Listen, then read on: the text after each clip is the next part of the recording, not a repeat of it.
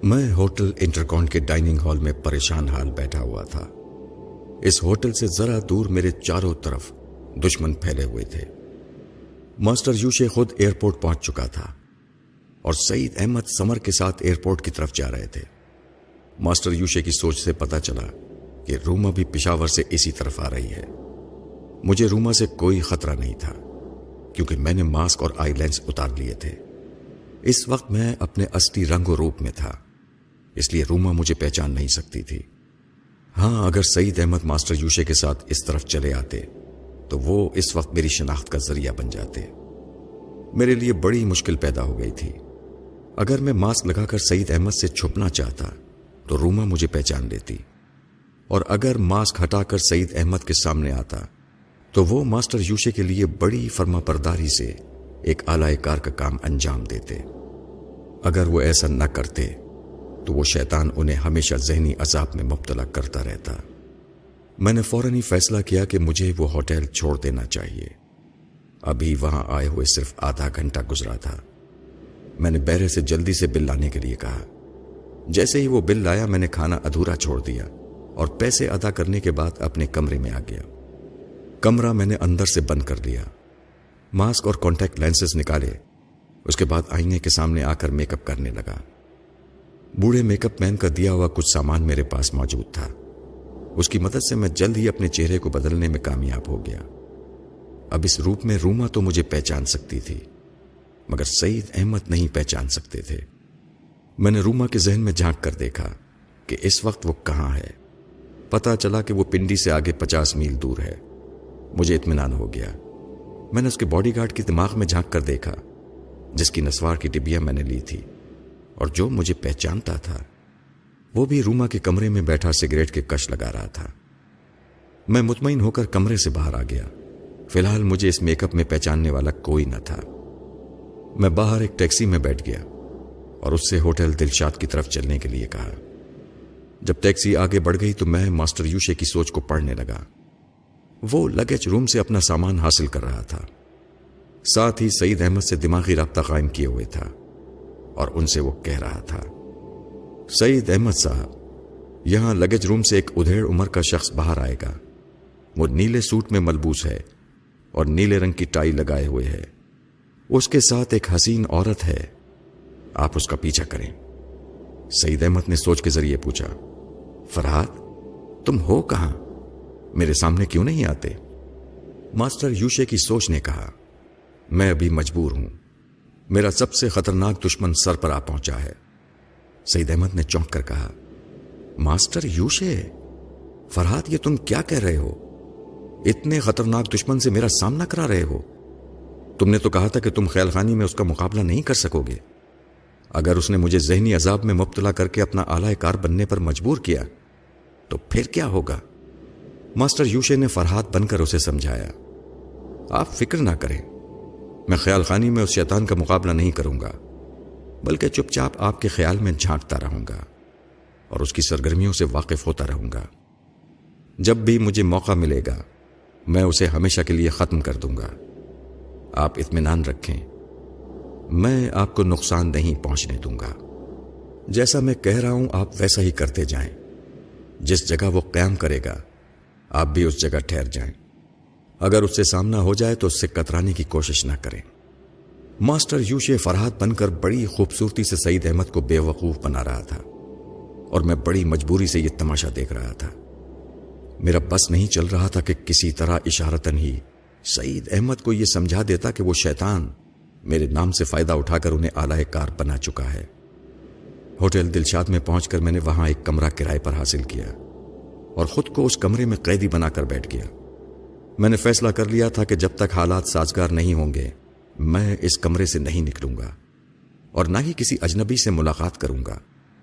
اب میرا کام یہی رہ گیا تھا کہ میں چپ چاپ ایک جگہ بیٹھ کر اس شیطان کی منصوبہ بندی کو پڑھتا رہوں۔ اس وقت چونکہ ماسٹر یوشے مسلسل سعید احمد کے ذہن میں جھانک رہا تھا، اس لیے میں اپنی جگہ خاموش بیٹھا ہوا صرف اس کی سوچ کو پڑھ سکتا تھا۔ اس وقت سعید احمد کے ساتھ کھڑی ہوئی سمر نے ان سے کہا، آپ میرے ساتھ پاگل خانے کے لیے نکلے تھے، راستے میں ارادہ بدل کر انٹیلیجنس کے دفتر چلے گئے۔ वहां से फिर प्रोग्राम बदल कर एयरपोर्ट की तरफ लौट गए। अब यहां लगेज रूम के सामने खड़े हुए हैं। मेरी समझ में नहीं आता कि क्या चक्कर है। आपने तो कहा था कि फरहाद भाई डैडी के पागलपन को दूर कर देंगे। क्या आप नहीं चाहते कि हम जल्द अज जल्द पागल खाने पहुंचें और मेरे डैडी ज़हनी तौर पर सेहतयाब हो जाएं? सईद अहमद ने बड़ी मोहब्बत से समर के शानों पर हाथ रखकर कहा, घबराओ नहीं समर, तुम्हारे डैडी जल्द ही अच्छे हो जाएंगे। मैं इस वक्त अपने फराइज से मजबूर हूं। यहां एक मुजरिम की तलाश में आया हूं। अगर वो मिल गया तो मैं उसका पीछा करूंगा। हम देखेंगे कि वो कहां जाता है। जब उसकी क़यामगाह का इल्म हो जाएगा तो फिर मैं तुम्हें लेकर पागलखाने जाऊंगा। ये कहकर सईद अहमद बड़ी तवज्जो से लगेज रूम की तरफ देखने लगे। एक उधेड़ उम्र का अंग्रेज नीले सूट में मलबूस वहां से बाहर आ रहा था। उसके साथ एक जवान औरत थी। उस औरत का जोग्राफिया क्या था ये मैं मालूम न कर सका, क्योंकि सईद अहमद की तवज्जो मास्टर यूशे पर थी। मास्टर यूशे भी अपनी साथी औरत को नजरअंदाज किए हुए था, और उसके साथ जो औरत थी वो भी मास्टर यूशे को मुखातिब नहीं कर रही थी। शायद वो समझती थी कि उसका उधेड़ उम्र साथी अहम कामों में मसरूफ रहता है, इसलिए उसे उसकी इजाजत के बगैर मुखातिब नहीं करना चाहिए। मास्टर यूशे ने एक टैक्सी वाले से इंटरकॉन की तरफ जाने के लिए कहा और अपनी साथी औरत के साथ टैक्सी की पिछली सीट पर बैठ गया। तमाम सामान डिग्गी में रखवा दिया गया। फिर टैक्सी आगे बढ़ गई। उस वक्त उसने सोच के जरिए कहा, बेटे फरहाद, मैं इतना नादान नहीं हूं। इस बात को समझ रहा हूं कि तुम बेल मंडू के जरिए मेरी सोच तक पहुंच चुके हो और हमेशा मेरे मंसूबों को पढ़ते रहते हो। अब यह बात समझ में आ गई है कि तुम बेल मंडू के हमलों से किस तरह बच जाया करते थे, यानी मेरी ही सोच के जरिए उसके तमाम मंसूबों से बचकर निकलते थे। अब भी मुझे यकीन है कि तुम मेरी सोच को मुसलसल पढ़े जा रहे हो और ये देखे जा रहे हो कि मैं तुम्हारे सबसे अजीज दोस्त सईद अहमद को किस तरह कंट्रोल कर रहा हूं। तुम बहुत मजबूर हो, उसे ये नहीं समझा सकते कि वो मेरा आलायकार बन चुका है, मगर कब तक तुम खामोश तमाशाई की तरह छुपे रहोगे। मैं तुम्हारे दोस्त सईद अहमद को और उसकी महबूबा समर को ऐसे मकाम पर ले आऊंगा जहां तुम मुझसे टकराने पर मजबूर हो जाओगे। नहीं टकराओगे तो सईद अहमद और समर को सिसक सिसक कर मरते देखोगे। मैं तुम्हारी इत्तला के लिए यह भी कह दूं कि तुम मेरे किसी भी मंसूबे को अब नहीं पढ़ सकोगे, क्योंकि अब मैं अपनी मादरी जबान अंग्रेजी में कभी नहीं सोचूंगा। जब मुझे मंसूबा बनाना होगा तो मैं अजनबी जबान में सोचूंगा और अपनी साथी से उसी जबान में गुफ्तगू करूंगा। लो सुनो, मैं अपनी साथी औरत को हिदायत दे रहा हूं, समझ सकते हो तो समझ लो।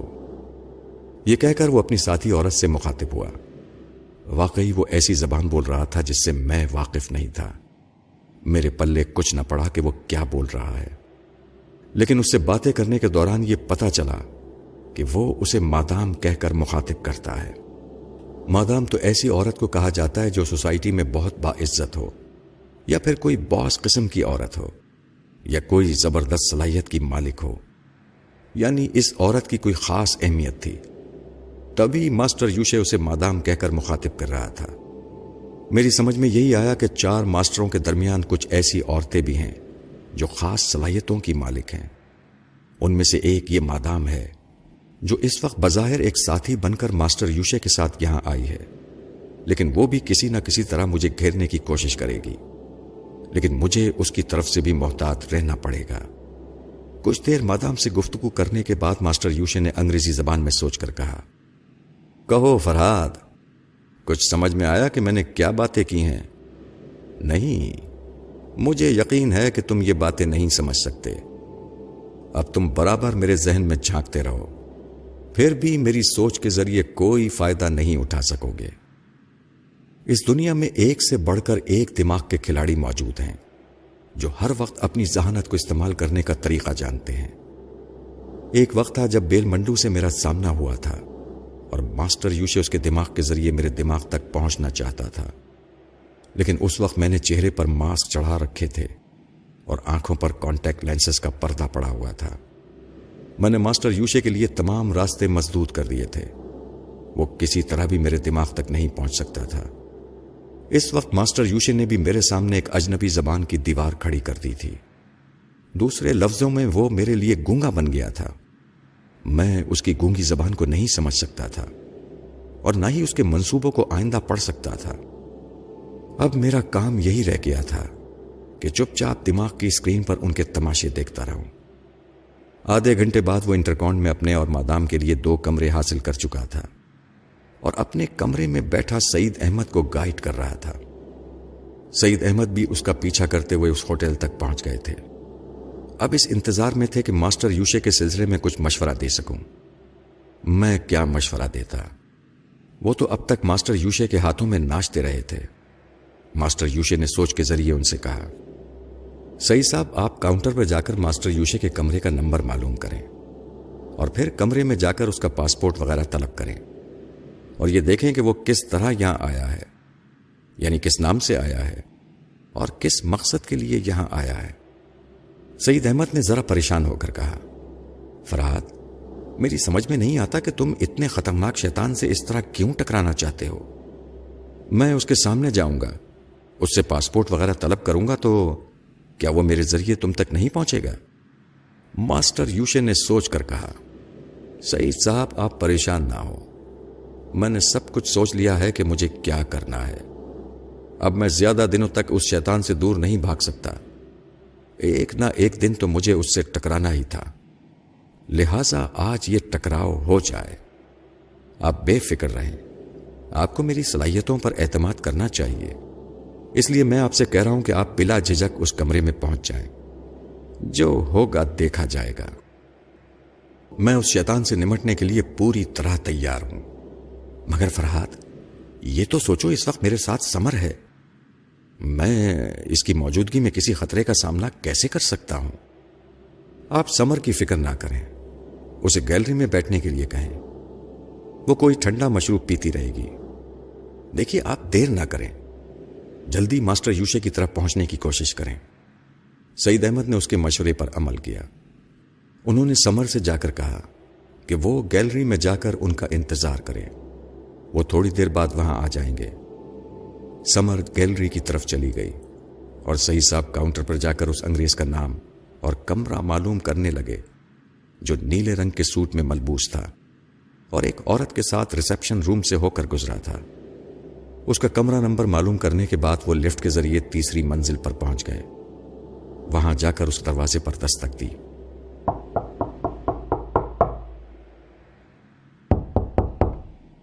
ماسٹر یوشے ان کے انتظار میں بیٹھا ہوا تھا. دستک سنتے ہی دروازہ کھول دیا. پہلے تو انجان بن کر اس کے چہرے کو دیکھتا رہا، پھر اس نے مسکرا کر انہیں کمرے میں آنے کے لیے کہا. سعید احمد کمرے میں داخل ہو گئے. وہ انٹیلیجنس کے ڈائریکٹر کی حیثیت سے اپنا تعارف کرانا چاہتے تھے، مگر اس تعارف سے پہلے ہی ماسٹر یوشے نے دروازے کو اندر سے بند کر کے مسکرا کر کہا، سعید صاحب، تعارف کی کیا ضرورت ہے؟ تعارف تو 2 اجنبیوں کے درمیان ہوتا ہے اور ہم ایک دوسرے کے لیے اجنبی نہیں ہیں. کیا آپ مجھے نہیں جانتے؟ سعید احمد چونک کر حیرانی اور پریشانی سے اسے دیکھنے لگے. پھر انہوں نے پوچھا، تم مجھے کیسے جانتے ہو؟ ماسٹر یوشے نے قہقہا لگاتے ہوئے کہا، Oh my God. سعید صاحب، ذرا آرام سے بیٹھیے تاکہ اطمینان سے گفتگو ہو سکے.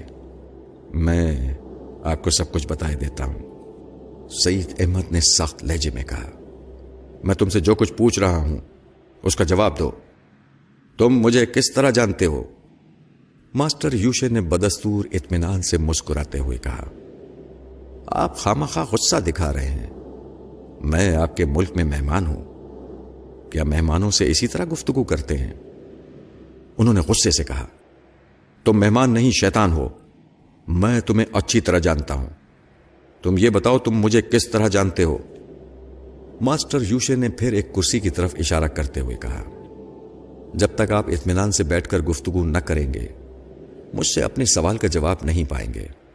اگر آپ اپنے افسرانہ روب اور دبدبے سے کام لینا چاہتے ہیں تو اپنے تمام اثر و رسوخ اور اپنی تمام طاقت کو استعمال کر کے دیکھ لیں، کوئی فائدہ نہیں ہوگا.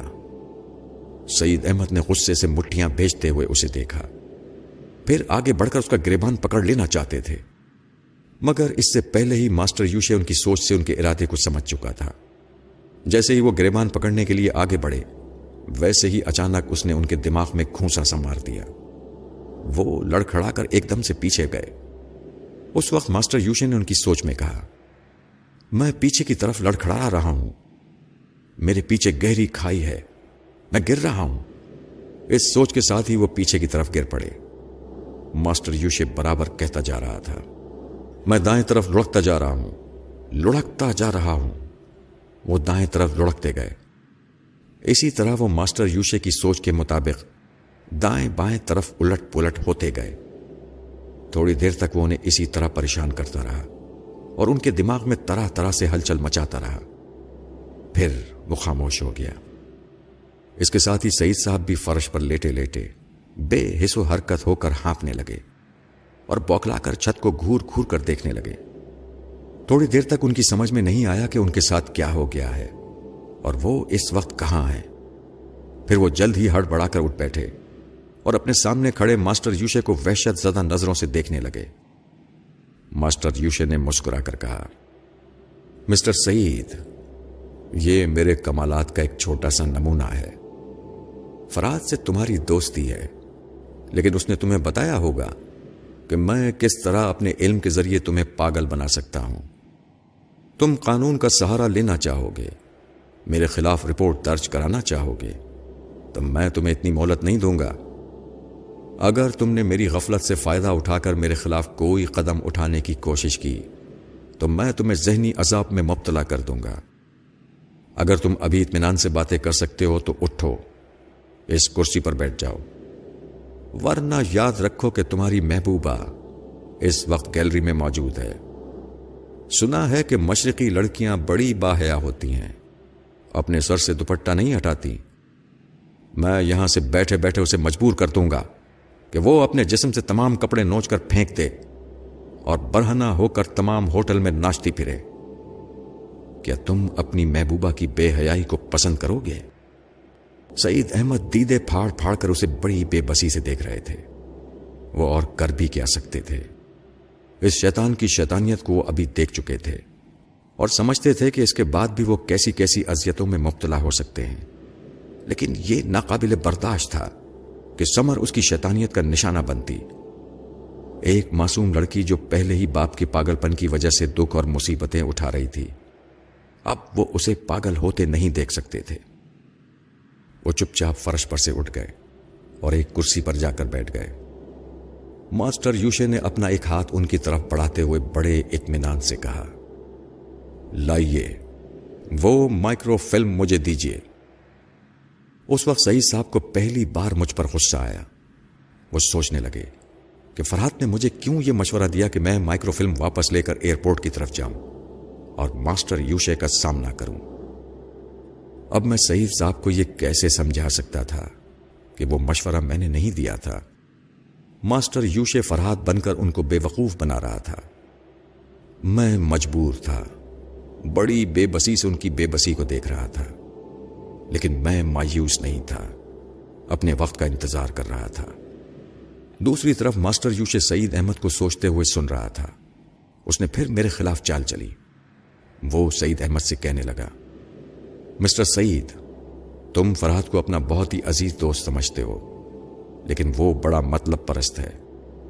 اپنے مفاد کے سامنے وہ دوستی کو خاطر میں نہیں لاتا، اپنے دوستوں کو بھی جہنم میں جھونک دیتا ہے۔ اس کی زندہ مثال تمہارے سامنے ہے۔ تم خود کو ایک خطرے کی دعوت دینے کے لیے میرے پاس چلے آئے ہو۔ میں بہت دیر سے تمہارے ذہن کو پڑھ رہا ہوں اور خاموشی سے یہ دیکھتا آ رہا ہوں کہ فرحت کس طرح تمہاری غلط رہنمائی کر رہا تھا۔ تم نے وہ مائکرو فلم یہاں کے ایک سینئر افسر کے حوالے کی تھی، لیکن وہ بے وقوف فرحت تمہیں یہ مشورہ دے رہا تھا کہ تم اس فلم کو لے کر ایئرپورٹ کی طرف جاؤ اور میرا سامنا کرو۔ میرے کہنے کا مقصد یہ ہے کہ وہ جو کچھ تم سے کہتا آ رہا تھا اور جس طرح اس نے تمہیں میرا پیچھا کرنے کے لیے کہا تھا، وہ تمام باتیں میں سن رہا تھا اور تم سے انجان بنا ہوا تھا۔ جب تم اس کمرے میں آئے تو میں نے تم پر یہ ظاہر کر دیا کہ نہ میں تمہارے لیے اجنبی ہوں اور نہ ہی تم میرے لیے اجنبی ہو۔ اب تم ٹھنڈے دماغ سے غور کرو کہ فرحات نے تمہیں اور تمہاری محبوبہ کو کس مصیبت میں پھنسا دیا ہے۔ سعید احمد کا ذہن اس کی باتوں میں الجھ کر رہ گیا۔ اس کے سوچنے سمجھنے کی اپنی تمام صلاحیتیں بالکل ہی بیکار ہو کر رہ گئیں۔ وہ اتنا بھی نہ سمجھ سکے کہ اگر میں ان سے ذہنی رابطہ قائم کرتا اور ان سے مائکرو فلم واپس لے کر ایئرپورٹ کی طرف جانے کا مشورہ دیتا اور اس دوران ماسٹر یوشے میرے مشورے کو ان کے دماغ کے ذریعے سنتا رہتا تو پھر وہ فوراً ہی میرے دماغ تک پہنچ جاتا۔ یہ بات شاید ایک آدھ بار میں نے سعید احمد کو سمجھائی تھی کہ ٹیلی پیتھی جاننے والے اس طرح ایک کے دماغ سے دوسرے کے دماغ تک پہنچ جاتے ہیں، لیکن اس وقت ماسٹر یوشے نے ان کے دماغ کو بری طرح الجھا دیا تھا۔ وہ میری اس بات کو بھول گئے اور اس کی بات کا یقین کرنے لگے کہ واقعی میں نے اپنا مطلب نکالنے کے لیے اور کسی طرح ماسٹر یوشے کو اپنی گرفت میں لینے کے لیے انہیں آلائے کار بنایا ہے۔ اسی طرح ان کی محبوبہ سمر کو بھی مصیبت میں پھنسا دیا ہے۔ وہ اس پہلو پر جتنا سوچتے جا رہے تھے اتنا ہی ان کو مجھ پر غصہ آ رہا تھا، اور ان کے دل سے میری محبت کم ہوتی جا رہی تھی اور نفرت بڑھتی جا رہی تھی۔ انسان کی عادت ہے کہ وہ ہمیشہ اپنے سامنے کی چیز کو دیکھتا ہے اور جو کچھ پیچھے ہو اسے بھول جاتا ہے۔ ابھی سعید احمد کے سامنے ان کی محبوبہ سمر کی زندگی کا سوال تھا اور اس کی شرم و حیا برقرار رکھنے کی فکر تھی، اس لیے وہ سمر کی خاطر ماسٹر یوشے کی باتوں پر غور کر رہے تھے اور میری باتوں کو بھول گئے تھے۔ تھوڑی دیر بعد وہ ماسٹر یوشے کی باتوں سے قائل ہو گئے۔ انہوں نے جیب میں ہاتھ ڈال کر مائکرو فلم نکالی اور اس کی طرف اسے بڑھاتے ہوئے کہا، تمہاری باتیں میری سمجھ میں آ گئی ہیں۔ واقعی میں کبھی سوچ بھی نہیں سکتا تھا کہ فرحات مجھے اس طرح مصیبت میں پھنسائے گا۔ بہرحال میں نے زبردست دھوکہ کھایا ہے۔ یہ مائکرو فلم وہی حاصل کر کے لایا تھا اور اسی مائکرو فلم کے ذریعے وہ مجھے یہاں پہنچا کر خود خاموش بیٹھا ہوا ہے۔ بہرحال اب میں ایک فرض شناس آفیسر کی حیثیت سے تم سے یہ کہوں گا کہ یہ مائکرو فلم تم پھر مجھے واپس کر دو، اس لیے کہ یہ میرے ملک کی چیز ہے اور میں یہ کبھی گوارا نہیں کروں گا کہ یہ غلط ہاتھوں میں جائے۔ ماسٹر یوشے نے سامنے ایک کرسی پر بیٹھتے ہوئے کہا، میں یہ جاننا چاہوں گا کہ تم کس حد تک فرض شناس ہو، تم کس حد تک محب وطن ہو، اس مائکرو فلم کو حاصل کرنے کے لیے کتنی بڑی قربانی دے سکتے ہو۔ میں اس فلم کے لیے اپنی جان بھی دے سکتا ہوں، ماسٹر یوشے نے نفی میں سر ہلاتے ہوئے کہا۔ مجھے تمہاری جان کی ضرورت نہیں ہے، میں صرف فرحات کو چاہتا ہوں۔ تم مجھے فرحات کا پتہ بتا دو اور یہ مائکرو فلم واپس لے لو۔ یہ کہہ کر اس نے مائکرو فلم کو درمیانی میز پر رکھ دیا۔ سعید احمد اس فلم کو دیکھتے ہوئے سوچنے لگے، مجھے کیا کرنا چاہیے؟ میں نہیں جانتا کہ اس فلم میں اپنے ہی ملک کا کوئی راز ہے یا کسی دوسرے ملک کی اہم دستاویزات ہیں۔ مجھے ہر حال میں اس فلم کو حاصل کرنا ہے۔ میں ماسٹر یوشے سے زبردستی نہیں کر سکتا، اس سے دشمنی کر کے اسے حاصل نہیں کر سکتا۔ یہ سوچتے ہی وہ کرسی پر پہلو بدلنے لگے۔ وہ بڑی الجھن میں گرفتار ہو گئے تھے۔ اگرچہ ان کو مجھ پر زیادہ غصہ آ رہا تھا اور میرے خلاف نفرت پیدا ہوتی جا رہی تھی، پھر بھی انہیں میرے بہت سے احسانات یاد آ رہے تھے۔ میرے خلوص اور میری دوستی کی بہت سی باتیں یاد آ رہی تھیں۔ انہوں نے بڑی بے بسی سے ماسٹر یوشے کی طرف دیکھتے ہوئے کہا، تم مجھے کچھ سوچنے کا موقع دو، اس کے بعد میں تمہاری بات کا جواب دوں گا۔ ماسٹر یوشے نے انہیں سمجھاتے ہوئے کہا، تم کیا سوچو گے؟ جو سوچو گے اسے میں پڑھتا جاؤں گا۔ بہتر ہے کہ سوچنے کے بجائے زبان سے کہتے جاؤ۔ تمہارے سامنے ایک بہت بڑا فرض ہے۔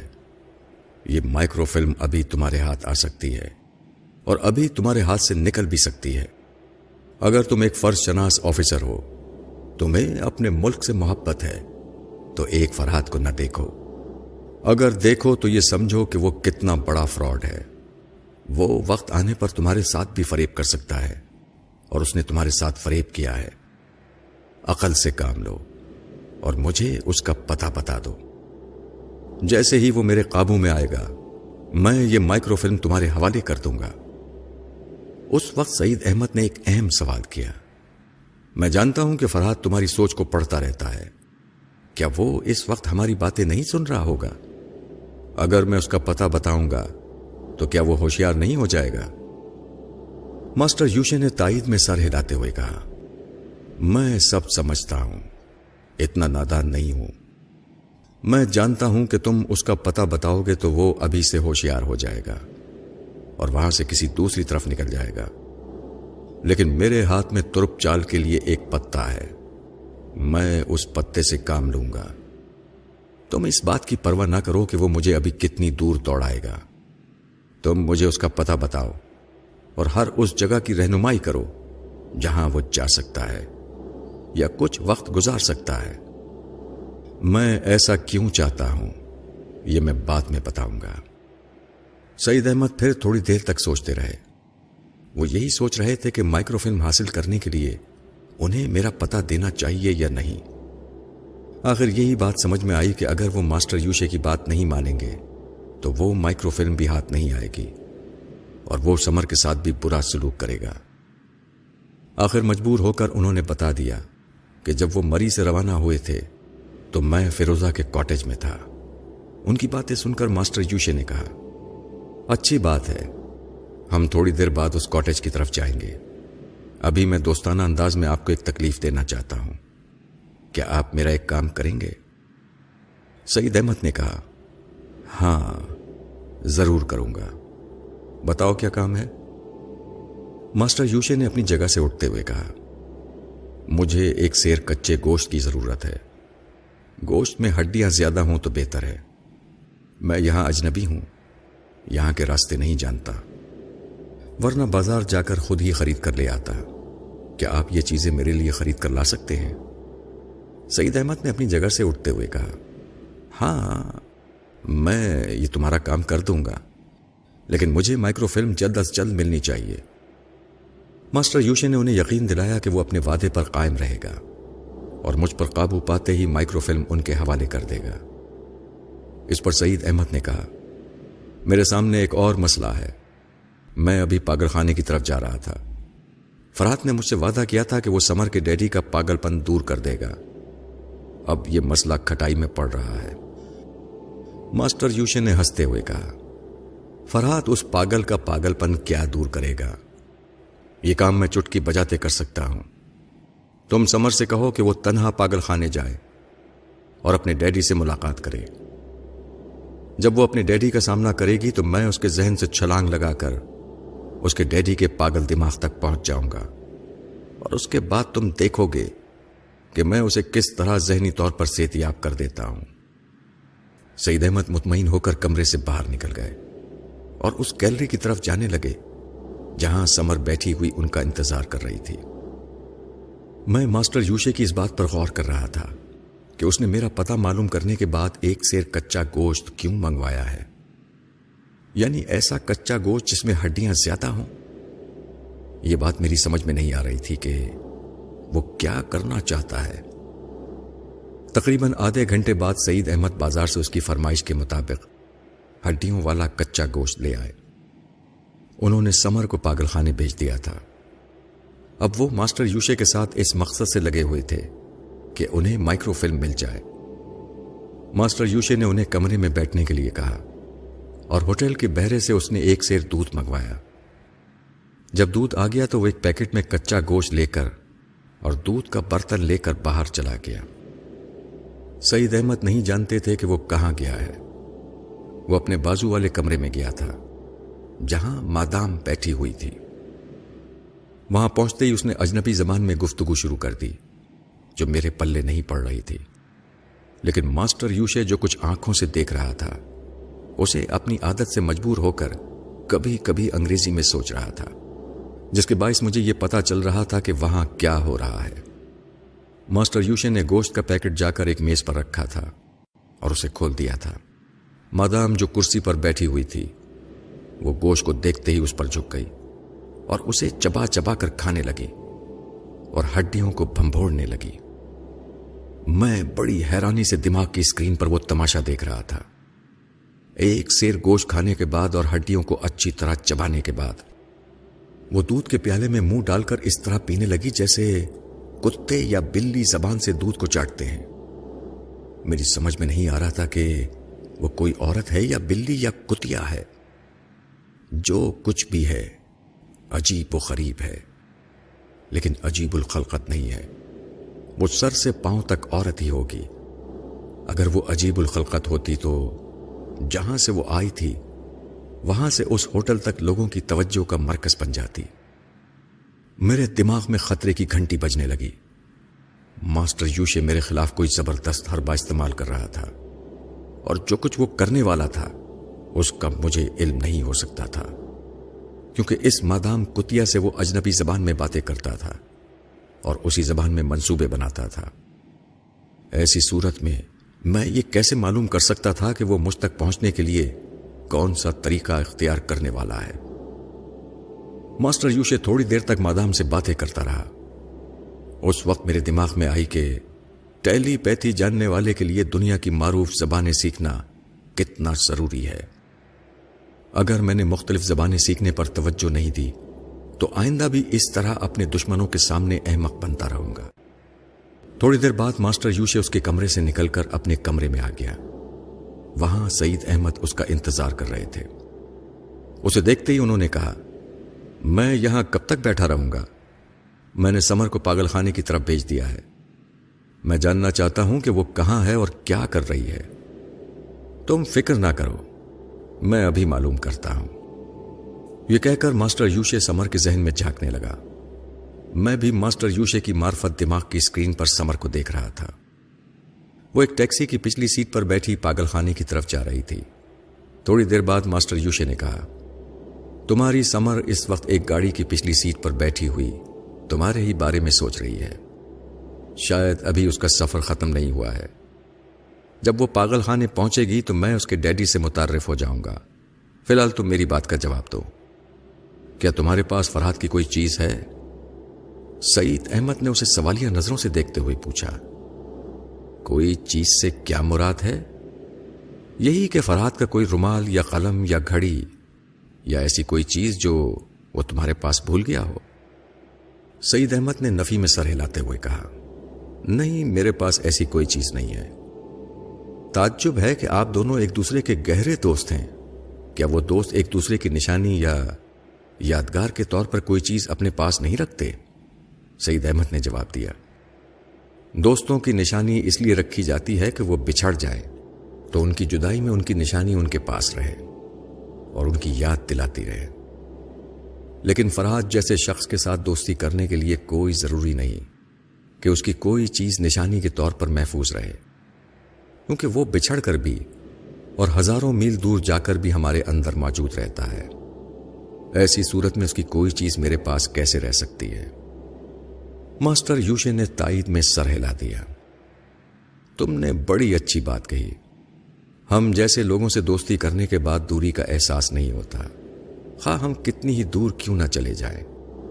بہرحال جس کاٹیج میں تم فرحات کو چھوڑ آئے ہو وہاں تو وہ اب موجود نہیں ہوگا. جیسا کہ میں سمجھتا ہوں کہ وہ چپ چاپ بیٹھا ہوا میری سوچ کو پڑھ رہا ہوگا اور اب تک وہاں سے نکل گیا ہوگا. اب میں کیا چاہتا ہوں تم سے یہ نہیں کہوں گا، اس لیے کہ میرا دشمن میری باتیں سن کر ہوشیار ہو جائے گا. تم میرے ساتھ آؤ، ہم ابھی اور اسی وقت اس کاٹیج کی طرف چلیں گے. سعید احمد اس کے ساتھ جانے کے لیے اٹھ کر کھڑے ہو گئے. اس وقت وہ سوچ رہے تھے کہ مجھ سے کاٹیج میں سامنا ہوگا تو وہ میرے سامنے شرمندہ ہونے کے بجائے مجھ سے شکایت کریں گے کہ میں نے ہی انہیں مائکرو فلم واپس لینے اور ایئرپورٹ جانے کا مشورہ دیا تھا، اور اس مشورے کو ماسٹر یوشے سوچ کے ذریعے سن رہا تھا. لہٰذا وہ میرے خلاف قدم اٹھانے پر مجبور ہو گئے ہیں. ایسا سوچتے ہوئے وہ ماسٹر یوشے کے پیچھے چلتے ہوئے کمرے سے باہر جانے والے تھے. اچانک ہی ٹھٹک کر کھڑے ہو گئے. یک بیک ان کے دماغ میں یہ بات آ گئی کہ اگر ماسٹر یوشے ان کے دماغ میں جھانک کر میرے دیے ہوئے مشوروں کو سن رہا تھا تو پھر اس طرح تو وہ میرے دماغ تک بھی پہنچ سکتا تھا. انہیں بہت دیر بعد اس بات کا خیال آیا. ماسٹر یوشے دروازے کے پاس پہنچ کر رک گیا اور ان کی طرف پلٹ کر مسکراتے ہوئے بولا، مسٹر سعید، میں تمہاری سوچ کو پڑھ رہا ہوں.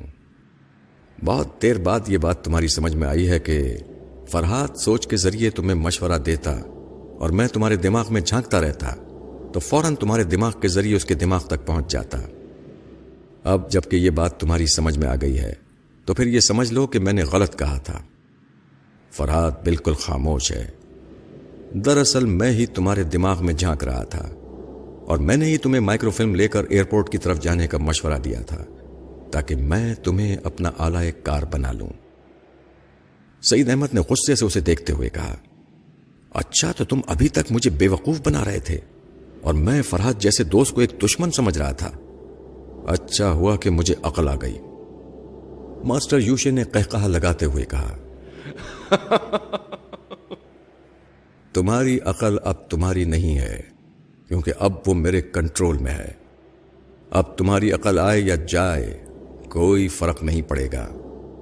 جو کچھ میں کہوں گا وہی کچھ تمہارا دماغ سوچے گا۔ اب تم سوچنا نہیں چاہو گے تو پاگل بن جاؤ گے۔ سعید احمد نے بڑی تلخی سے کہا، میں وہی کروں گا جو تم کہو گے۔ میں اپنی حماقتوں سے تمہارا آلہ کار بن گیا ہوں۔ تمہارے حکم سے انکار کر کے میں سمر کو کوئی نقصان نہیں پہنچانا چاہتا۔ میری اس مجبوری کو فرحات بھی سن رہا ہوگا، اس لیے مجھے اس کے سامنے شرمندگی نہیں ہوگی۔ میرے اطمینان کے لیے یہی کافی ہے کہ وہ اب تک سوچ کے ذریعے تمہاری گرفت میں نہیں آیا ہے، اور میں یہ پیشن گوئی کر دوں ماسٹر یوشے کہ تمہاری موت تمہیں یہاں کھینچ کر لائی ہے۔ فرحات کتنا چالاک اور خطرناک ہے، بس تم اسی بات سے اندازہ کر لو کہ تم دوسروں کو اپنا آلہ کار بناتے جا رہے ہو مگر فرحات تک نہیں پہنچ رہے ہو۔ وہ اب بھی تمہیں تگنی کا ناچ نچا رہا ہے۔ اب میں تمہارے ساتھ اطمینان سے چلوں گا۔ جہاں جہاں فرحات کے ملنے کے امکانات ہیں میں ہر وہ جگہ بتا دوں گا، اور اس اعتماد کے ساتھ بتا دوں گا کہ وہ تمہارے ہاتھ نہیں آئے گا، تمہیں ہمیشہ اپنے پیچھے دوڑاتا رہے گا۔ مسٹر سعید، اب وہ مجھے اپنے پیچھے دوڑاتا ہے یا میں اسے اپنے پیچھے دوڑنے پر مجبور کروں گا، یہ تو آنے والا وقت ہی بتائے گا۔ فی الحال تم میرے حکم کے پابند ہو، لہذا میرے ساتھ چلو۔ یہ کہہ کر اس نے کمرے کا دروازہ کھول دیا۔ سعید احمد اس کے ساتھ باہر آ گئے۔ وہ اپنے کمرے کے دروازے کو لاک کرنے کے بعد اپنے ساتھ والے کمرے کی طرف گیا اور اس کمرے پر دستک دے کر اجنبی زبان میں مادام سے کچھ کہنے لگا۔ تھوڑی دیر بعد مادام کمرے سے باہر آ گئی۔ اس نے بھی اپنے کمرے کو لاک کر دیا۔ پھر وہ تینوں کوریڈور سے گزرتے ہوئے ہوٹل سے باہر جانے لگے۔ ماسٹر یوشے نے محض میرے دماغ کو اپنی گرفت میں لینے کے لیے اپنے ملک سے یہاں تک ایک طویل سفر کیا تھا۔ وہ میرے لیے اپنا مصروف سا قیمتی وقت ضائع کر رہا تھا۔ ایسے بین الاقوامی طرز کے مجرموں کا وقت بہت قیمتی ہوتا ہے، اور وہ اپنے دن اور رات صرف میری ہی فکر میں گزار رہا تھا۔ وہ اب جو بھی قدم اٹھا رہا تھا اس کے پیچھے کوئی گہرا مقصد پوشیدہ تھا، مگر افسوس کہ میں اس کی پلاننگ کو سمجھ نہیں سکا تھا۔ ہمارے درمیان اجنبی زبان کا پردہ حائل تھا۔ اس وقت بھی جب وہ مری کی طرف جا رہا تھا تاکہ فرزانہ کے کاٹیج پہنچ کر مجھے تلاش کرے یا میرے متعلق مزید معلومات فراہم کرے، تو اس وقت بھی مادام اس کے ساتھ تھی۔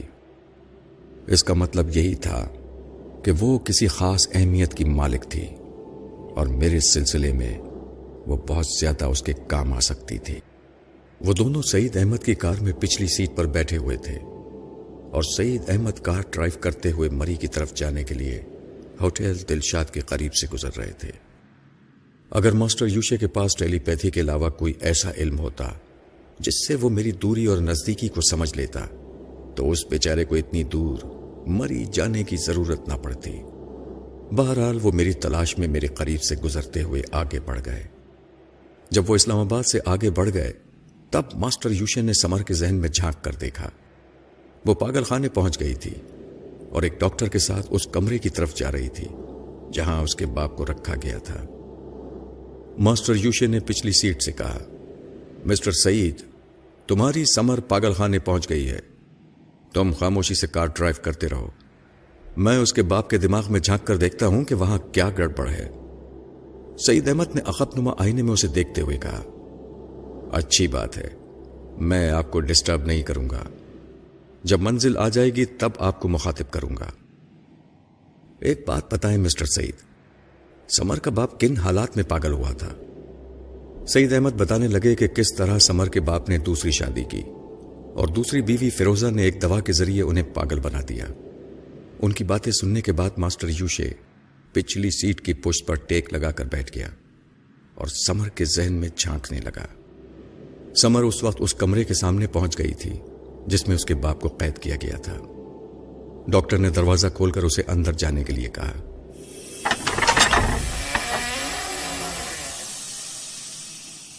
چونکہ سمر کا باپ خطرناک قسم کا پاگل نہیں تھا، اس لیے ملاقات کرنے والوں کو آسانی سے اجازت دے دی جاتی تھی۔ سمر کا باپ کمرے میں اپنے بیڈ پر لیٹا ہوا خاموشی سے چھت کو گھور رہا تھا۔ کسی کے اندر آنے سے اس کے دیکھنے کے انداز میں ذرا بھی تبدیلی پیدا نہ ہوئی۔ سمر جو اس کی بیٹی تھی قریب جاتے ہوئے ذرا گھبرا رہی تھی۔ اس نے سہارے کے لیے پلٹ کر دیکھا، ڈاکٹر بھی اس کے پیچھے ہی کمرے میں آ گیا تھا۔ ڈاکٹر کو دیکھ کر ذرا ہمت بندھی تو اس نے باپ کو مخاطب کیا۔ ڈیڈی، مجھے دیکھیے ڈیڈی، میں آپ کی بیٹی ہوں، آپ کی سمر ہوں۔ اس کے باپ نے پلکیں جھپکائیں، پھر ذرا گردن گھما کر بیٹی کی طرف دیکھا۔ اس کا چہرہ ہر قسم کے تاثرات سے عاری تھا۔ ڈاکٹر نے آگے بڑھ کر کہا، مسٹر، تم نے وعدہ کیا تھا کہ تم اپنے سامنے آنے والی ہر چیز کو اور ہر شخص کو سمجھنے کی کوشش کرو گے۔ تم بہت اچھے آدمی ہو، اپنے وعدے کے مطابق بہت سی باتیں سمجھنے لگے ہو کہ یہ بستر ہے، یہ دیواریں ہیں، میں تمہارے سامنے کھڑا ہوں، میں تمہارا ڈاکٹر ہوں۔ اسی طرح اس بچی کو سمجھو کہ یہ کون ہے، اور سمجھنے کے لیے اتنا اشارہ کافی ہے کہ یہ تمہیں ڈیڈی کہہ رہی ہے۔ اس نے اپنی بیٹی کو ایک ٹک دیکھتے ہوئے کہا، ہاں ڈاکٹر، تم نے مجھے سمجھایا تھا کہ پچھلے دنوں مجھ سے ایک لڑکی ملنے کے لیے آئی تھی، وہ میری بیٹی تھی۔ شاید یہ وہی لڑکی ہے اور میری بیٹی ہے، مگر مجھے یاد کیوں نہیں آتا؟ مجھے بتاؤ میں کب اس کا باپ بن کر پیدا ہوا تھا؟ ڈاکٹر نے کہا، اوہو، تم پھر بہک رہے ہو۔ تم باپ بن کر پیدا نہیں ہوئے تھے، بلکہ یہ تمہاری بیٹی بن کر پیدا ہوئی تھی۔ یعنی اس دنیا میں پہلے باپ پیدا ہوتے ہیں، پھر بیٹیاں پیدا ہوتی ہیں۔ اچھا، سمجھ گیا، پہلے میں پیدا ہوا، پھر میری بیٹی پیدا ہوئی۔ پہلے میں اس پاگل خانے میں آیا ہوں، اب میری بیٹی یہاں آ کر رہے گی۔ تمہاری بیٹی یہاں نہیں رہے گی، یہ تمہیں دیکھنے آئی ہے۔ تمہاری بیٹی اس امید پر آئی ہے کہ تم اسے پہچان لو گے۔ انسان کا لاشعور اس قدر کمزور ہو جائے کہ اس میں دبی ہوئی تمام باتیں، تمام یادیں ابھر کر شعور کی حد تک نہ پہنچ سکے تو انسان پچھلی باتیں بھول جاتا ہے۔ ایسے وقت میں کہتے ہیں کہ اس کی یادداشت گم ہو چکی ہے۔ فیروزہ نے ایسی دوا اس کو دودھ میں ملا کر پلائی تھی کہ اس کے سوچنے کی تمام صلاحیتیں ختم ہو گئی تھیں۔ ابتدا میں بہت سی سوچیں گڈ مٹ ہو کر آندھیوں کی طرح اس کے دماغ میں گونجتی رہتی تھیں، پھر وہ رفتہ رفتہ نارمل ہو گیا اور اس طرح خاموش رہ کر اپنے سامنے کی چیزوں کو تکنے لگا جیسے وہ بالکل خالی اس ذہن ہو گیا ہے۔ پھر ڈاکٹر اس کا علاج کرتا رہا، اس کے سامنے کی چیزوں کو بتلاتا رہا، سمجھاتا رہا کہ یہ سب کیا ہے، لیکن اس کے لاشعور کو نہ کرید سکا۔ اب اس بات کی ضرورت تھی کہ اس کا ماضی اس کو یاد دلایا جائے، لیکن کسی کے یاد دلانے سے دماغ ان یادداشتوں کو قبول نہیں کر سکتا جب تک کہ پچھلی تمام باتیں اور پچھلی تمام یادداشتیں خود ہی اس کے ذہن میں نہ ابھریں۔ خود بخود اس کے ذہن میں گم شدہ یادوں کو ابھارنے کے لیے ماسٹر یوشے اس کے ذہن میں جھانکتے ہوئے کہنے لگا، یہ جو لڑکی سامنے کھڑی ہوئی ہے یہ میری بیٹی ہے۔ ہاں، مجھے کچھ یاد آ رہا ہے۔ میرا نام برکت علی ہے، میں ایک بہت بڑا تاجر ہوں، کروڑوں کی جائیداد کا مالک ہوں۔ پہلی بیوی کے مرنے کے بعد میں نے فیروزہ نامی ایک عورت سے شادی کی تھی۔ وہ عورت میری بیٹی اور میری جائیداد کی دشمن بن گئی۔ اب مجھے یاد آتا جا رہا ہے، ایک رات میں نے سونے سے پہلے دودھ پیا تھا، اس کے بعد مجھے کچھ ہوش نہ رہا کہ میں کہاں ہوں، کون ہوں۔ شاید اسی دودھ میں اس دشمن عورت نے دوا ملا کر دی تھی۔ ہاں، مجھے اب یاد آتا جا رہا ہے، یہ لڑکی جو سامنے کھڑی ہے میری بیٹی ہے اور اس کا نام سمر ہے۔ ماسٹر یوشے بڑے اطمینان سے سمر کے باپ سیٹھ برکت علی کے دماغ کی تاریکیاں دور کر رہا تھا۔ اس کے لاشعور سے پچھلی یادوں کو ابھارتا ہوا اس کے شعور تک پہنچا جا رہا تھا۔ سیٹھ برکت علی اس دوران میں اس سوچ کو سمجھتا جا رہا تھا اور اپنے سامنے کھڑی ہوئی سمر کو دیکھتا جا رہا تھا۔ ماسٹر یوشے نے سمر کو نہیں دیکھا تھا، اس کا ناک نقشہ کیسا ہے، لیکن برکت علی کی نگاہوں کے ذریعے، اس کی سوچ کے ذریعے وہ سمجھ رہا تھا کہ وہ کیسی ہے۔ اس کے رنگ و روپ کو سمجھ کر وہ برکت علی کے دماغ میں کہہ رہا تھا، ہاں اب میں اپنی بیٹی کو پہچان رہا ہوں۔ یہ اونچی سی ناک، یہ گلابی سے ہونٹ جو مجھے ڈیڈی کہہ کر پکارا کرتے تھے، یہ بڑی بڑی معصوم آنکھیں جو ضد کرتی تھیں اور ضد پوری نہ ہونے کی صورت میں آنسو بہانے لگتی تھیں، اب میں یہ پہچان رہا ہوں۔ ہاں یہ صورت اب میرے ذہن میں پوری طرح واضح ہو گئی ہے۔ واقعی ماسٹر یوشے بڑی کامیابی کے ساتھ اس کی یادداشت کو بحال کر رہا تھا اور اس کے حافظے کو تقویت پہنچا رہا تھا۔ سیٹھ برکت علی کے ذہن میں سمر کی کتنی ہی تصویریں واضح ہوتی جا رہی تھیں۔ اب وہ ماضی کے کتنے ہی واقعات کو تصور میں دیکھ رہے تھے۔ کبھی سمر ایک ننھی سی بچی کی طرح ان کی گود میں کھیل رہی تھی، کبھی گھٹنوں کے بل رینگ رہی تھی، کبھی اسکول کی کتابیں اٹھائے کار میں بیٹھ کر جا رہی تھی، اور کبھی بچپن سے جوانی کی طرف قدم رکھتی نظر آ رہی تھی۔ اور اب تصور میں سمر بالکل ہی واضح ہو گئی تھی۔ وہ یاد آئی اور اس کا چہرہ بھی روشن ہوا تو سارے رشتے اس کے سامنے آ گئے۔ فیروزہ کی تصویر بھی سامنے آ گئی کہ وہ کون ہے اور کیسی ہے، اور اس نے جائیداد کے لالچ میں ان کے ساتھ کیسا سلوک کیا ہے۔ تمام باتیں جب انہیں یاد آئیں تو انہوں نے دونوں بازو پھیلا کر کہا، میری بچی، میں نے تجھے پہچان لیا ہے، مجھے سب کچھ یاد آ گیا ہے، میرے سینے سے لگ جا۔ سمر بے اختیار دوڑتی ہوئی ان کے پاس آئی اور ان کے سینے سے لگ کر رونے لگی۔ دونوں باپ بیٹی کے آنکھوں میں آنسو رواں تھے۔ ڈاکٹر انہیں مسکرا کر دیکھ رہا تھا اور ان کی باتیں سن رہا تھا۔ سیٹھ برکت علی کہہ رہے تھے، سمر، جب میں رات کو سونے کے لیے اپنی خوابگاہ میں جا رہا تھا تو تم نے کہا تھا کہ تم نئے ماڈل کی کار خریدنا چاہتی ہو، اس کے لیے تمہیں 1.5 لاکھ روپے کی ضرورت ہے۔ میں نے تم سے یہ کہا تھا کہ میں دوسرے دن یہ رقم تمہیں دے دوں گا، تم وہ نئے ماڈل کی کار خرید لینا۔ سمر نے اپنے آنسوؤں کو پوچھتے ہوئے کہا، ڈیڈی، اب وہ کار نئے ماڈل کی نہیں رہی، کیونکہ اس بات کو 1 سال گزر چکا ہے۔ سیٹھ برکت علی نے حیرانی سے اسے اور ڈاکٹر کو دیکھتے ہوئے کہا، کیا واقعی؟ کیا اس بات کو 1 سال گزر چکا ہے؟ مجھے تو ایسا لگ رہا ہے جیسے میں نے پچھلی رات سمر سے یہ بات کہی تھی، اور اب صبح میری آنکھ کھلی ہے۔ صبح میں سمر کو اس کی مرضی کی کار دلانا چاہتا ہوں۔ مجھے یقین نہیں آ رہا کہ اس بات کو 1 سال گزر گیا ہے۔ ڈاکٹر نے آگے بڑھ کر سیٹھ برکت علی کے شانے کو تھپ تھپاتے ہوئے کہا، ہاں آپ ایسا ہی محسوس کریں گے، کیونکہ آپ ذہنی طور سے سوئے ہوئے تھے۔ جب ذہن سو جاتا ہے تو وقت گزرنے کا احساس نہیں رہتا۔ ذہن بیدار ہونے کے بعد ایسا ہی لگتا ہے جیسے یہ تھوڑی دیر پہلے کی بات ہو۔ خدا کا شکر ہے کہ آپ پوری طرح ہوش میں آ گئے ہیں، اپنے ماضی کو اچھی طرح یاد کر رہے ہیں۔ اب یہاں آپ کے دوسرے رشتہ داروں کو بلایا جائے گا۔ اگر آپ نے انہیں بھی پہچان لیا تو آپ کو چھٹی مل جائے گی۔ ماسٹر یوشے نے سیٹھ برکت علی سے سوچ کر رابطہ ختم کر دیا۔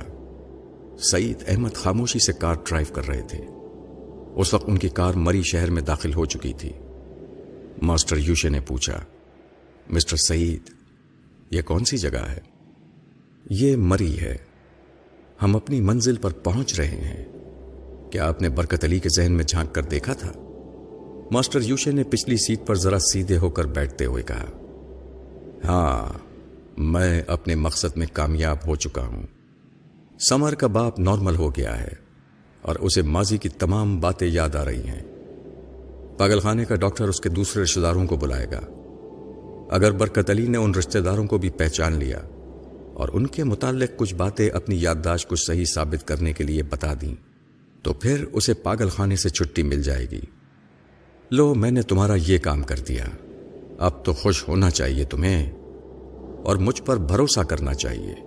سعید احمد نے ناگواری سے جواب دیا، میں اس سلسلے میں تمہارا شکر گزار ہوں کہ تم نے سمر کے والد کا پاگل پن دور کر دیا ہے، لیکن میں یہ اچھی طرح جانتا ہوں کہ اگر تمہاری جگہ فرحاد ہوتا تو وہ بھی یہ کام آسانی سے کر لیتا۔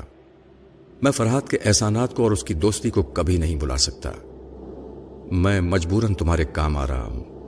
مجھے اپنی اور سمر کی زندگی عزیز ہے، اس لیے جب تک تم مجھے اپنی انگلیوں پر نچاتے پھرو گے میں خاموشی سے ناچتا رہوں گا۔ مجھے یقین ہے کہ تم اس ملک کی زمین پر زیادہ عرصے سانس نہیں لے سکو گے، یا تو تمہیں منہ کی کھا کر یہاں سے بھاگنا ہوگا یا اسی مٹی میں دفن ہو جانا ہوگا۔ ماسٹر یوشے ان کی بات سن کر قہقہے لگانے لگا۔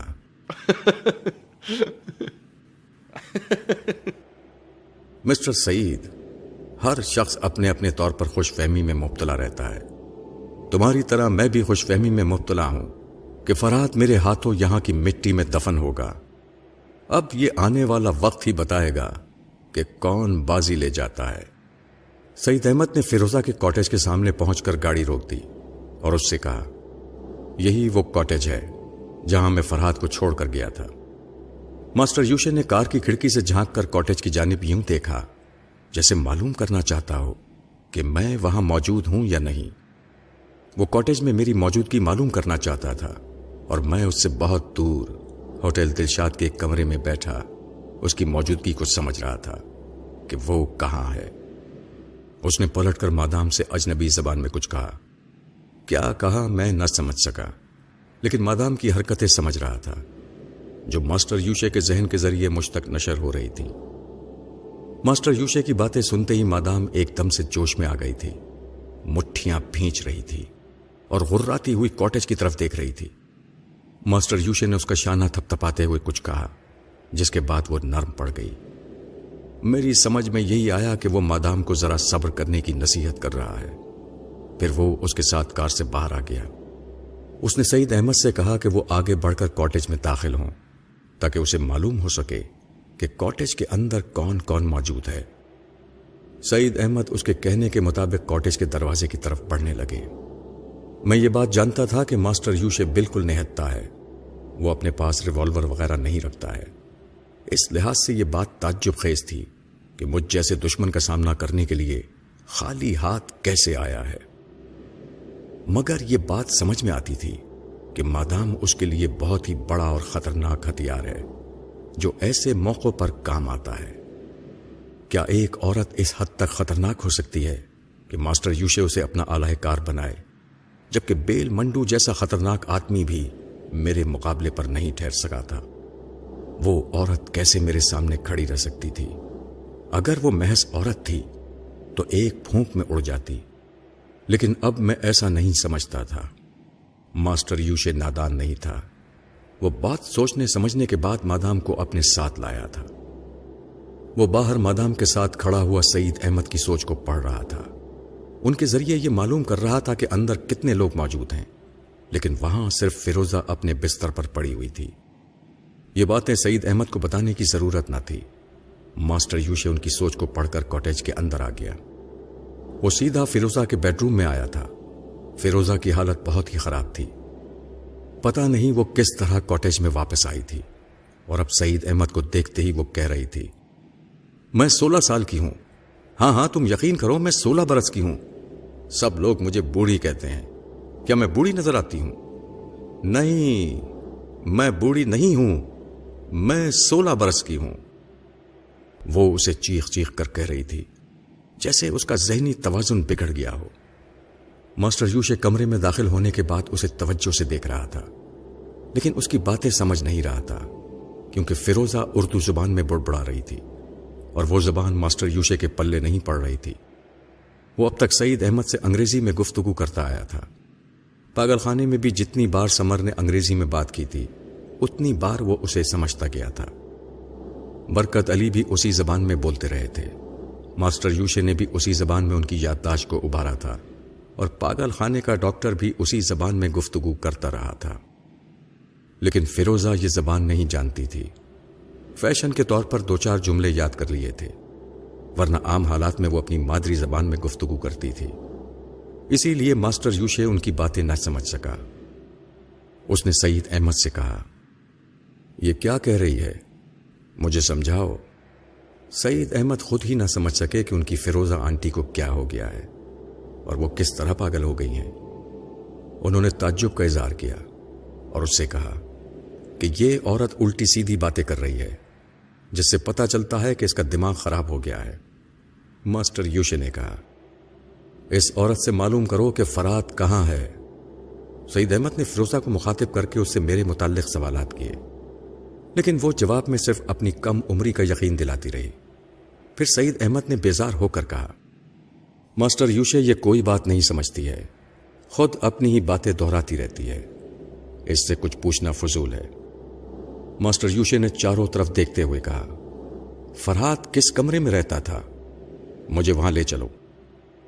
سعید احمد آگے بڑھ گئے اور فیروزہ کے کمرے سے نکل کر اس کمرے کی طرف جانے لگے جہاں میں رہتا تھا۔ وہاں پہنچتے ہی ماسٹر یوشے نے سوال کیا، مسٹر سعید، آپ دیکھیں کیا فرحات کی کوئی چیز یہاں رہ گئی ہے؟ سعید احمد نے ان کے سامنے الماری کھولی، پھر بستر کے قریب جا کر تکیہ ہٹایا کہ شاید کوئی چیز مل جائے، لیکن وہاں کچھ نہیں تھا۔ ماسٹر یوشے نے انہیں باتھ روم میں جا کر دیکھنے کے لیے کہا اور خود بھی ان کے پیچھے باتھ روم میں داخل ہو گیا۔ وہاں میرا وہ لباس پڑا ہوا تھا جسے غسل کرنے سے پہلے میں نے اتارا تھا، اور سعید احمد کا کرتا اور پائجامہ پہنا تھا۔ سعید احمد میرے اس لباس کو دیکھتے ہی ٹھٹک گئے۔ وہ نہیں چاہتے تھے کہ ماسٹر یوشے کو میرا وہ لباس دکھائیں۔ وہ یہ کہنا چاہتے تھے کہ جو لباس پڑا ہوا ہے وہ خود ان کا ہے، لیکن اس ٹیلی پیتھی جاننے والے شیطان سے یہ بات کہاں چھپ سکتی تھی؟ وہ سعید احمد کی سوچ کو پڑھ چکا تھا۔ اس نے مسکرا کر کہا، مسٹر سعید، آپ مجھ سے کچھ چھپانے کی کوشش نہ کریں، مجھے معلوم ہو گیا ہے کہ لباس فرحات کا ہے، آپ ایک طرف کھڑے ہو جائیں۔ یہ کہہ کر اس نے مادام کو اجنبی زبان میں مخاطب کیا، پھر اس کونے میں پڑے ہوئے میرے لباس کی طرف اشارہ کیا۔ اشارہ ہوتے ہی مادام دوڑتی ہوئی میرے لباس تک آئی اور فرش پر چھپ گئی، پھر اسے اٹھا کر ادھر ادھر سے سونگنے لگی۔ ذرا دیر اسے سونگنے کے بعد اس نے اس لباس کو فرش پر پھینک دیا۔ میں شدید حیرانی سے وہ منظر دیکھ رہا تھا۔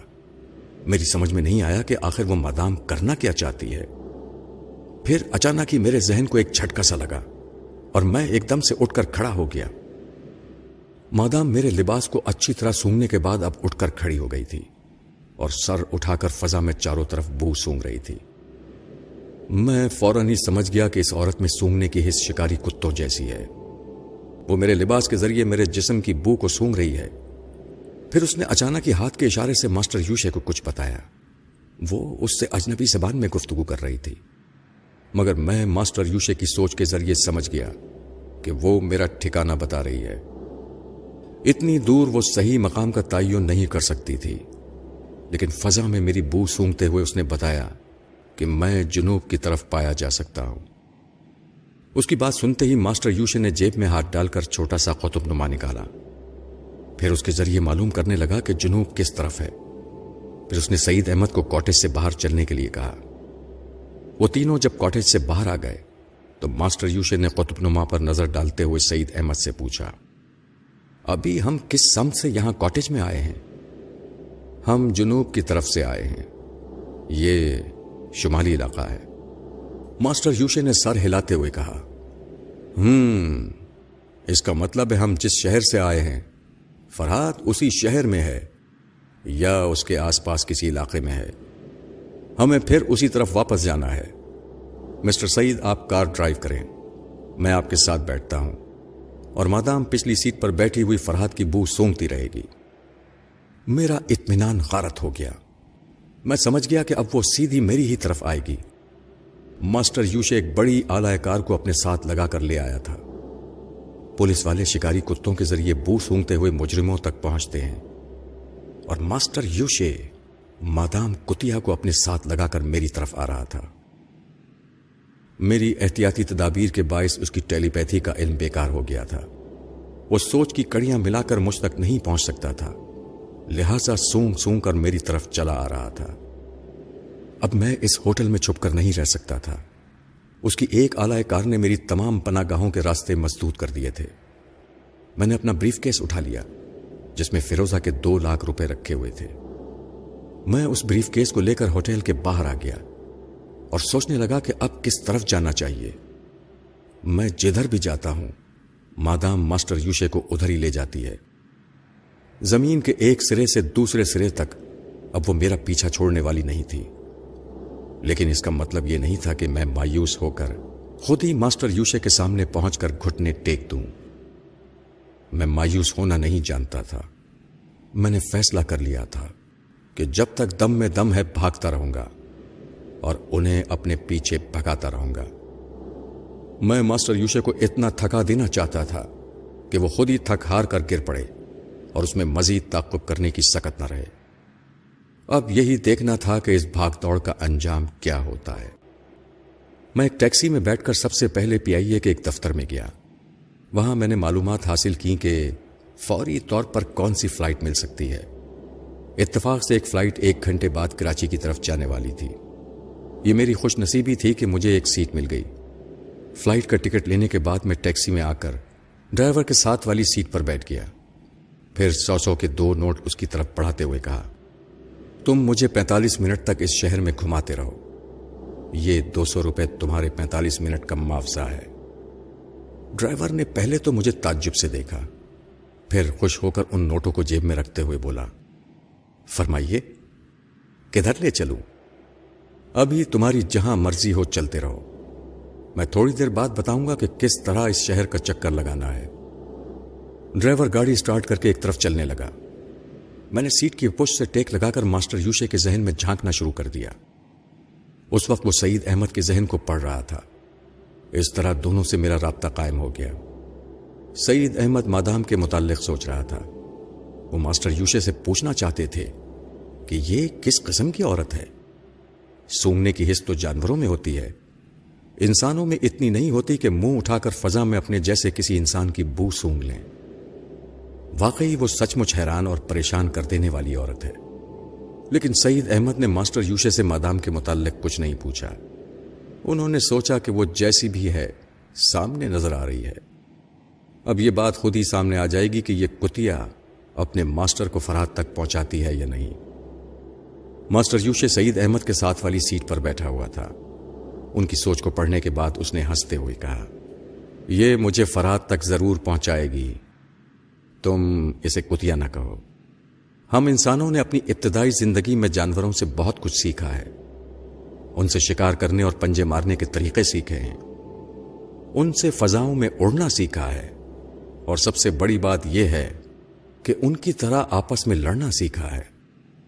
تعجب ہے کہ ہم تمام ہنر جانوروں سے سیکھتے ہیں اور ڈینگے مارنے کے لیے خود کو ان سے برتر سمجھتے ہیں۔ مادام کا باپ جانوروں کا ایک بہت بڑا ڈاکٹر تھا۔ اس نے جانوروں کی سونگنے کی حس پر ساری زندگی حیرت انگیز تجربات کیے اور پھر ان تجربات کو اپنی اس بیٹی پر آزمایا۔ آج یہ تمہارے سامنے ہے، یہ انسان ہے، مگر اس نے سینکڑوں میل سے جانوروں کی سونگنے والی حس کو اپنا لیا ہے۔ تم اسے جانور نہ کہو، ورنہ میں یہ ثابت کر دوں گا کہ ہم تمام انسان سیکھنے کے معاملے میں جانوروں کے شاگرد ہیں۔ سعید احمد نے بڑی بے بسی سے کہا، اگر میں کچھ پوچھنا نہ چاہوں تب بھی تم سوچ کے ذریعے میرے سوالات کو سمجھ لو گے، لہٰذا اب میں تم سے پوچھوں گا کہ مادام کے دونوں ہاتھوں کی انگلیاں ہتھیلی کی طرف کیوں مڑی ہیں؟ بالکل جانوروں کے پنجے معلوم ہوتے ہیں۔ ماسٹر یوشے نے ہنستے ہوئے کہا، ہاں بالکل جانوروں کی طرح پنجے ہیں۔ میں نہیں جانتا کہ اس کے باپ نے اس پر کیسے تجربات کیے ہیں، لیکن اس جانور نما عورت کے کمالات میں دیکھ چکا ہوں۔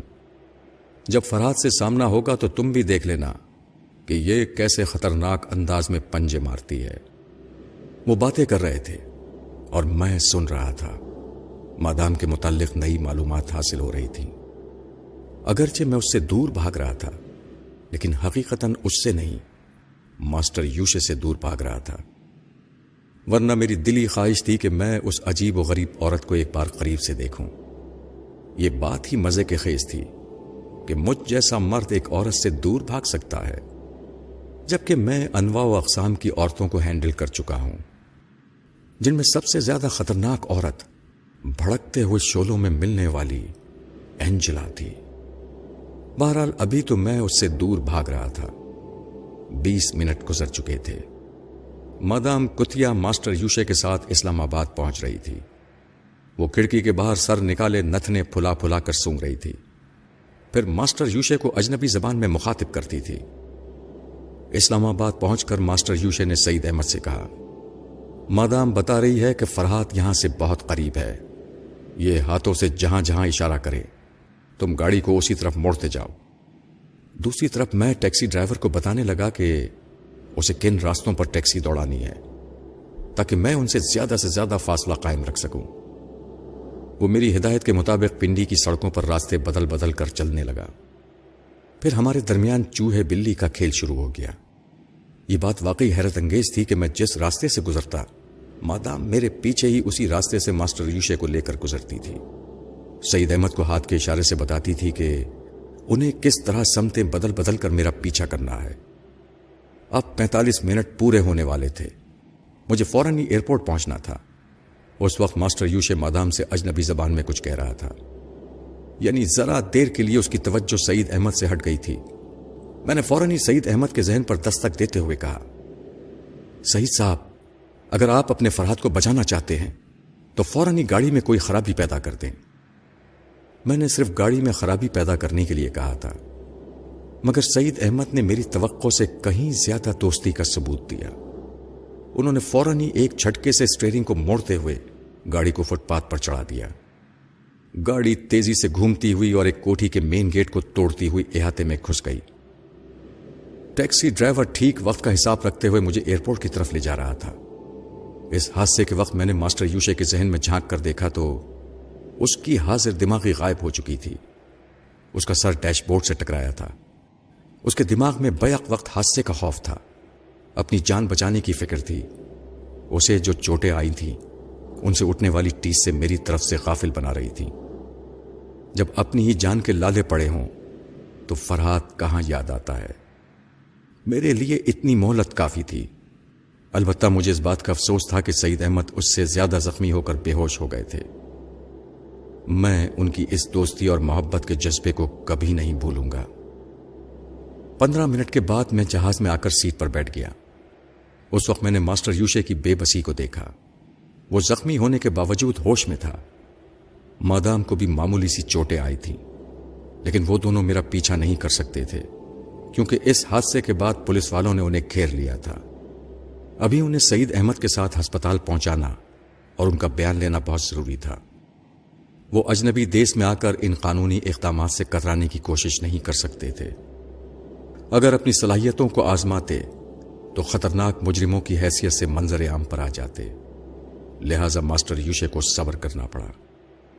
ویسے مادام نے جہاز کی پرواز کرنے سے پہلے ہی ماسٹر یوشے کو اجنبی زبان میں بتا دیا تھا کہ میں اسی ایئرپورٹ پر ہوں جہاں اس کے جہاز نے لینڈ کیا تھا۔ مادام کی وہ اجنبی زبان میری سمجھ میں نہ آتی، لیکن ماسٹر یوشے نے پولیس والوں کے ساتھ ہسپتال کی طرف جاتے ہوئے سوچ کے ذریعے مجھ سے کہا، فرحات، میں سمجھ رہا ہوں کہ تم میری سوچ کی لہروں کو اپنی گرفت میں لے رہے ہو، اسی لیے فرار ہونے میں کامیاب ہو رہے ہو۔ میں مانتا ہوں کہ تم قسمت کے دھنی ہو، لیکن میں نے اس وقت ٹائم نوٹ کر لیا ہے۔ پولیس والوں سے نجات حاصل کرتے ہی میں معلوم کر لوں گا کہ اس وقت کون سی فلائٹ کہاں گئی ہے۔ بیٹے، تم کہیں اپنی قبر بنا لو اور وہاں دفن ہو جاؤ، مادام مجھے لے کر وہاں بھی پہنچ جائے گی۔